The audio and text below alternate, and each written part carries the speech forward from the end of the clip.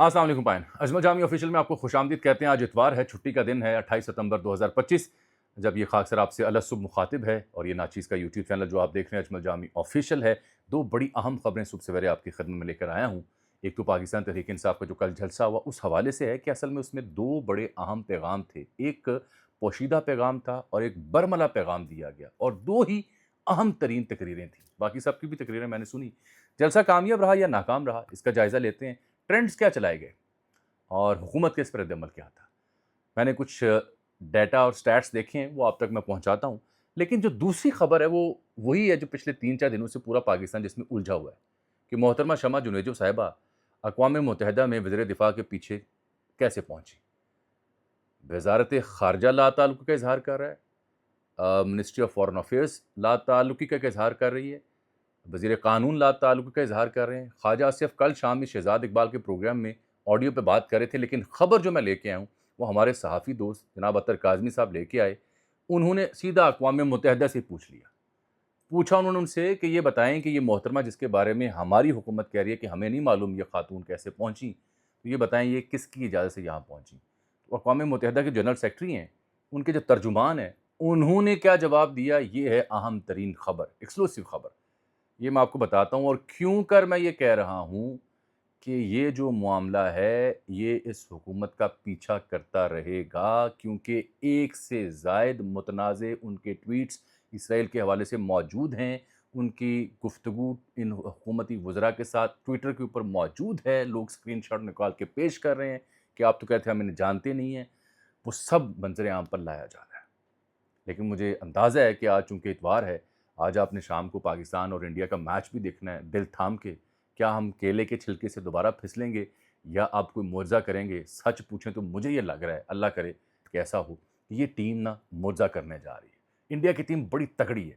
مجھے پتہ نہیں کیوں لگ رہا ہے کہ یہ ٹیم نا چمتکار کر دے گی. ویسے بھی جو ہمارا ٹریک ریکارڈ ہے نا فائنل کھیلنے کا کسی بھی ایونٹ کا, اس میں ہمیں تاریخی طور پر 1985 سے لے کے اب تک ایج ہے. پاکستان جو فائنل کھیلا اس نے کسی بھی ٹورنامنٹ کا انڈیا کے خلاف, اس میں 8 بار جیتا ہے, انڈیا 3 بار جیتا ہے. تو اللہ کرے یہ معجزہ ہو.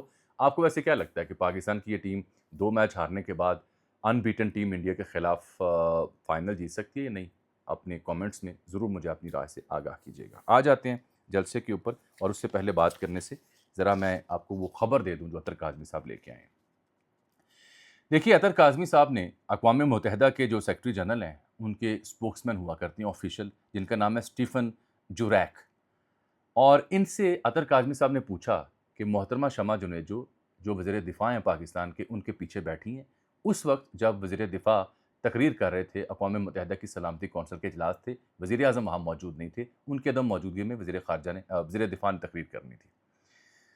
تو یہ خاتون کے بارے میں ہماری فورن آفس کہہ رہا ہے کہ ہمیں معلوم نہیں کہ یہ خاتون کیسے یہاں پہنچیں, ہماری طرف سے اجازت نہیں تھی, ہماری لسٹ کا حصہ نہیں تھی. اور وزیر جو دفاع خواجہ آصف یہ بھی ایک سے زائد بار یہ اسٹیٹمنٹ دے چکے, اعظم نذیر تارڑ بھی دے چکے. تو اب سوال کل سے میں اٹھا رہا ہوں اور دیگر دوست بھی اٹھا رہے ہیں کہ اگر حکومت پاکستان اور پاکستان کے اہم ترین 3 وزراء کہہ رہے ہیں کہ ہمیں نہیں پتہ جی یہ کون ہے, اور ہمیں یہ بھی نہیں معلوم یہ کیسے یہاں پہنچی, میرے پیچھے کیسے بیٹھی ہوئی ہیں, تو یہ تو بہت بڑا سیکیورٹی بریچ ہے. اور پھر ان کے جو اسرائیل کے حوالے سے افکار ہیں, سوچ ہے, جو فکر ہے, وہ سارے ٹویٹس منظر عام پر لوگ لے آئے. تو پاکستان کی حکومت کو انہیں اس وفد کا حصہ بنا کے بھیجنے سے پہلے یہ خیال نہیں تھا؟ کس کے کہنے پہ بھیجا گیا, اور کیسے وہ وہاں پہنچیں, اور کیسے وہ دعویٰ کر رہی ہیں کہ میں تقریر لکھنے والی ٹیم کا حصہ ہوں, جبکہ حکومت ڈینائی کر رہی ہے؟ تو اطہر کاظمی صاحب نے پھر اقوام متحدہ کے جنرل سیکرٹری کے اسپوکس پرسن کو لکھا, ان سے پوچھا, ان کا جواب کیا آیا وہ میں پڑھ کے سناتا ہوں. یہ ہے اہم ترین خبر. انہوں نے آگے سے لکھا, تفصیلی جواب اطہر کاظمی صاحب نے اپنے ایکس کے اوپر بھی پوسٹ کیا. انہوں نے کہا جی پاکستان کے جو مستقل مشن ہے یہاں پہ اقوام متحدہ میں, اس کی درخواست پر جو وفد پاکستان کا آیا اس کی فہرست ہمیں دی گئی, اور ان کی درخواست پر فہرست میں موجود تمام افراد کو جو بیج دیے گئے کہ ہاں یہ جو گلے میں پہنتے ہیں کہ یہ ڈیلیگیشن کا حصہ ہے پاکستان کی جانب سے, تو وہ بیج ہم نے ان کی درخواست پر دیے اس وفد کو جس کا انتخاب پاکستان نے کر کے فہرست ہمیں دی. جو پاکستانی جو وفد کے لوگ ہیں, انہوں نے کس موقع پر کس کرسی پر بیٹھنا ہے, اس کا فیصلہ بھی پاکستانی حکام نے کیا, ہم نے نہیں کیا. یہ اقوام متحدہ کے جنرل سیکرٹری کے ترجمان کا آفیشیل اسٹیٹمنٹ ہے جو عطر کاظمی صاحب نے ایکس کے اوپر جاری کر دی ہوئی ہے اسٹیٹمنٹ ان کی.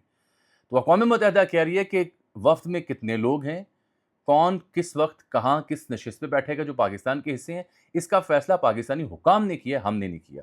ہمارا کردار اتنا ہی تھا کہ وہ لوگ جن کی فہرست اقوام متحدہ کے جنرل سیکرٹری کے سٹاف کو پاکستان کی حکومت یا پاکستان کا مستقل مشن دے گا, ہم نے انہیں انکارپوریٹ کرنا, جو باقی ممالک کو بھی کرتے ہیں. اب سوال یہ پیدا ہوتا ہے کہ اقوام متحدہ نے تو یہ اسٹیٹمنٹ دے دی کہ بھائی جن لوگوں کی آپ فہرست دیں گے ان کے کریڈینشل آپ دیں, آئیڈینٹیز, اور ہم انہیں کارڈ جاری کر دیں گے. تو یہ جو فہرست ہے یہ کس نے بنائی؟ خواجہ آصف صاحب شہزاد اقبال کو پروگرام میں کل کہہ رہے ہیں کہ نہیں, honestly speaking I was set back, کہ مجھے تو پتہ ہی نہیں تھا یہ پیچھے بیٹھی ہوئی ہیں. انہوں نے کہا جی آپ کی تصویریں ان کے ساتھ؟ انہوں نے کہا ہاں, ہوٹل کی لابی میں کئی لوگ مل جاتے ہیں, میں تو نہیں جانتا. پھر سوشل میڈیا کو داد دیں. سوشل میڈیا نے پھر وہ تمام ٹویٹس نکالے جس میں خواجہ آصف صاحب اور محترمہ کی گفتگو ٹویٹر پر ہو رہی ہے. اگر آپ جانتے نہیں تو آپ گفتگو کیوں کر رہے ہیں؟ پھر جب انہیں میڈل ملا تو وہ پاکستان کے جو سفیر ہیں وہاں پہ ڈاکٹر فیصل, وہ دے رہے ہیں, اس کے اوپر مبارکباد دے رہے ہیں وزراء. احسن اقبال صاحب کو وہ ٹیگ کر رہی ہیں. اس کا مطلب وہ جانتی ہیں حکومتی وزراء کو, اور وہ تقریر لکھنے والی ٹیم کے حصے میں ہونے کا دعویٰ بھی کرتی ہیں. اس ہوٹل میں موجود ہیں جہاں ٹیم بیٹھی ہوئی ہے. KFC انہیں دیا گیا, اس کی تصویر انہوں نے لگائی کہ شکریہ جو ہمارا UK مشن کے لوگ ہیں انہوں نے خیال رکھا. پھر وہ بتا رہی ہیں کہ ایئر فورس 1 جو پاکستان کا طیارہ ہے جس میں حکام جاتے ہیں اس میں تشریف رکھتی ہیں. اسی لیے میں نے کل بھی عرض کیا تھا کہ مجھے کسی شخص سے کوئی اعتراض نہیں ہے, وہ بہتر ہے کہ محترمہ خود اپنی پوزیشن واضح کریں.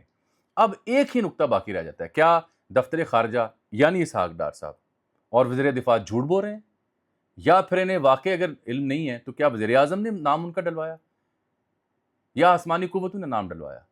بتانا پڑے گا, کیونکہ یہ مسئلہ بڑا ہی کانٹروورشل ہو گیا ہے. اتنا کانٹروورشل ہو گیا ہے کہ یہ کانٹروورسی ان کا پیچھا نہیں چھوڑے گی. یہ لکھ کے رکھ لیں, یہ بتانا پڑے گا انہیں کہ وہ کیسے کس کے کہنے پہ سلیکٹ ہوئیں, ان کا کردار تھا کیا, اور یہ جو ڈینائل آ رہا ہے یہ کیوں آ رہا ہے. خیر, آ جاتے ہیں جلسے کے اوپر. بہت ہی اہم پولیٹیکل گیدرنگ ہوئی. میں آپ سے ایک بات عرض کروں, کسی بھی صحافی کو کسی بھی سیاسی جماعت کی جو پولیٹیکل گیدرنگ ہے اس کے اوپر, جلسے کے اوپر ان بائسڈ اوپینین دینی چاہیے ہمیشہ. ہم نے 2010-11 سے آنورڈ جتنے PTI کے بڑے جلسے ہوئے, نون لیگ کے ہوئے, پیپلز پارٹی کے ہوئے, میں نے وہ سارے کور کیے. ان بائسڈ اوپینین دینی چاہیے بنا کسی لگی لپٹی کے, اور احترام کرنا چاہیے ہر سیاسی جماعت کے مینڈیٹ کا. یہ جلسہ رنگ روڈ پشاور میں ہوا, اور میرا خیال ہے بہت ہی طویل عرصے کے بعد PTI نے ایک اچھا پاور شو کیا ہے, اچھا پاور شو کیا ہے. اس کا ثبوت میں آپ کو دیتا ہوں. مثال کے طور پر جو ٹرینڈ چلے اس جلسے کے اوپر, اس میں جو پہلے 3-4 ٹرینڈ تھے وہ PTI کے حق میں ٹرینڈ تھے. لاکھوں میں لوگوں نے اس پہ ٹویٹ کی, تصویریں جاری کی. جو PTI کے مخالف ٹرینڈ تھا, یعنی حکومتی جماعتوں نے جو ٹرینڈ چلایا, اس کا نام تھا سرکاری جلسی. تو سرکاری جلسی یعنی جلسہ نہیں, جلسی ہے. یہ حکومت کے حامی لوگ کہہ رہے تھے کہ جلسہ ناکام ہے, جلسی ہے سرکاری, کیونکہ KP میں ہو رہا ہے تو علی امین گنڈا پور کی سرکار کروا رہی ہے.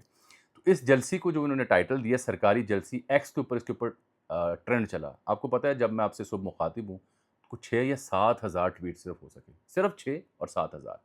لیکن PTI نے جو اپنا ٹرینڈ بنایا ہوا تھا, پہلا ٹرینڈ یہ تھا کہ خان کی کال پر عوامی ریفرینڈم, یہ ٹاپ ٹرینڈ تھا کل.